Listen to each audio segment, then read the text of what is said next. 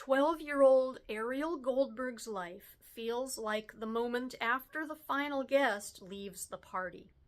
Her family's Jewish bakery runs into financial trouble, and her older sister has eloped with a young man from India following the Supreme Court decision that strikes down laws banning interracial marriage. As change becomes Ariel's only constant, she's left to hone something that will be with her always, her own voice. My preview today is From How to Find What You're Not Looking For by Veera, Hirandani. I am reading it to you via the Libby app, and I obtained a copy of the book through Sacramento Public Library. How to be the lazy one. It's harder than you think. First, lie on your messy bed wearing your Wonder Woman pajamas that are too small because you've had them since you were 9. Then watch your older sister Leia pin up her hair for dance class. She sits in her black leotard at the small white vanity, her back straight as a board, a magazine cutout of Paul Newman taped to the corner of her mirror. She uses at least 15 bobby pins for her bun. Count in your head while she sticks the pins in. 1, 2, 3. She's rushing because she has to be on the number 4 bus by 9 o'clock a.m. for point class at Madame Duchamp's Dance Academy. She dances there every day except Sunday. You're not even sure how she spends so much time at dance and still does well in school. Leia seems to do well at everything. Not you. You're the lazy one. You're just trying to keep up. But along with all the other things Leia does, she helps you keep up. 4, 5, 6.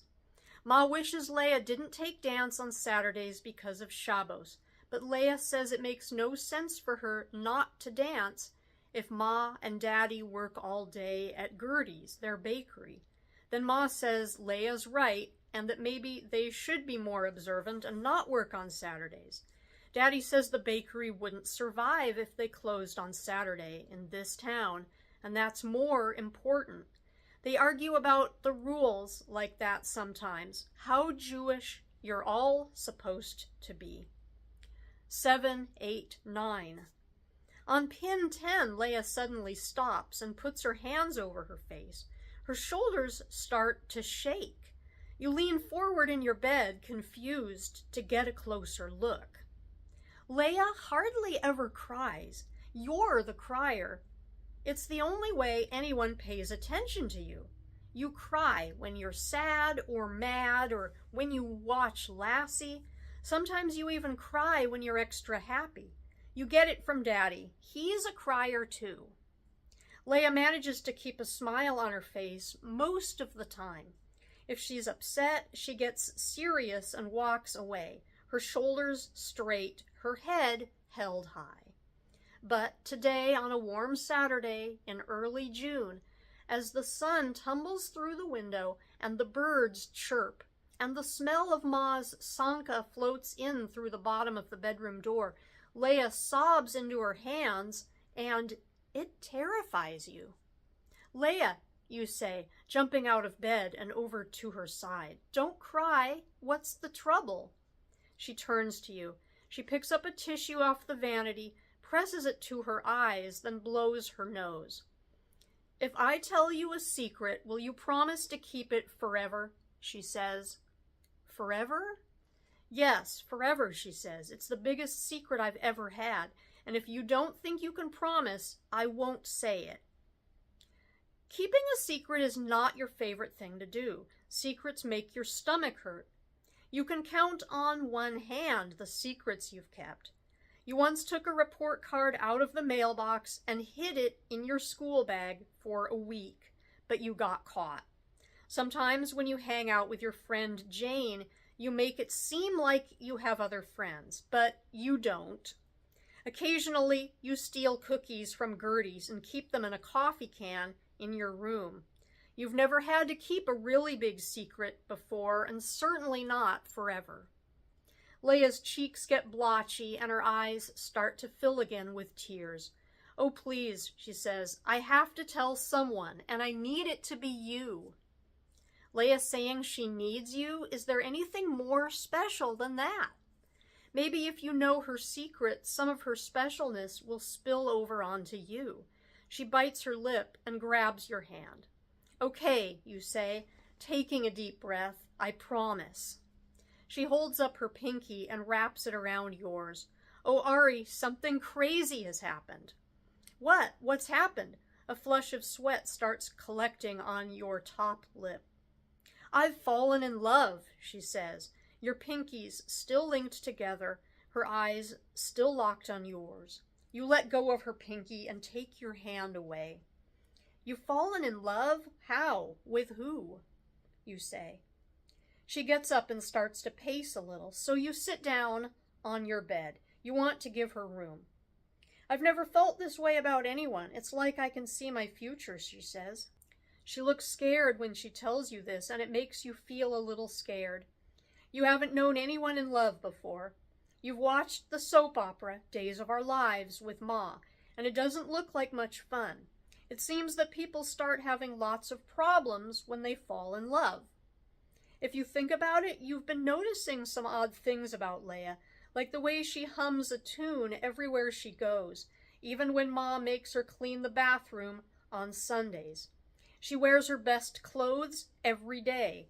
She leaves a trail of Chanel No. 5 behind her, and she never used to wear perfume. She always seems to be thinking of something else. Who is he? Do I know him? You ask her. As she walks back and forth, she tells you that the boy she's in love with is not a boy at all.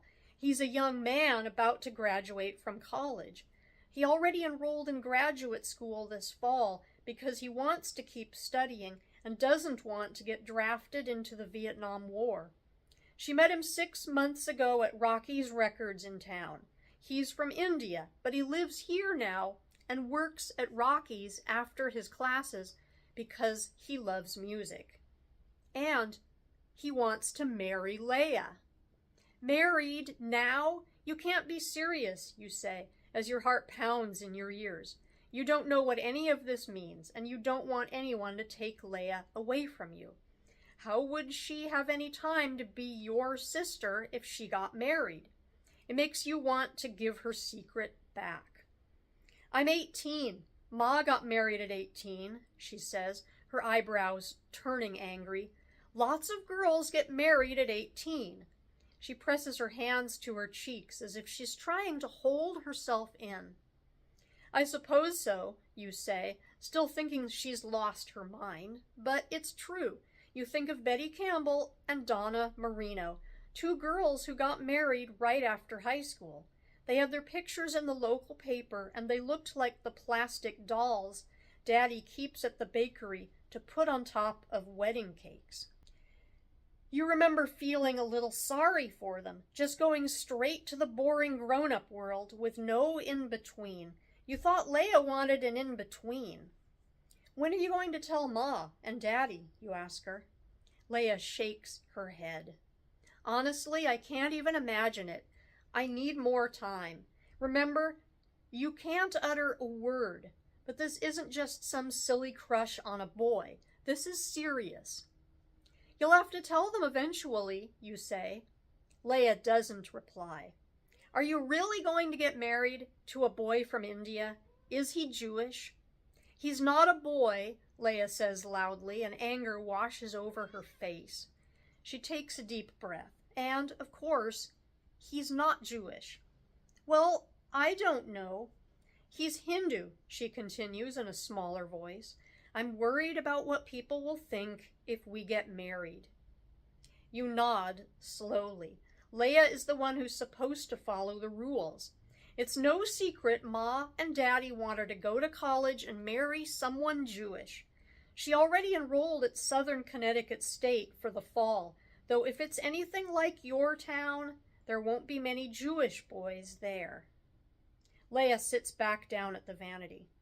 But I'm also worried about what will happen if we don't. I really love him, she says, and starts to dab her face with her pink powder puff, erasing the streaks her tears left on her cheeks.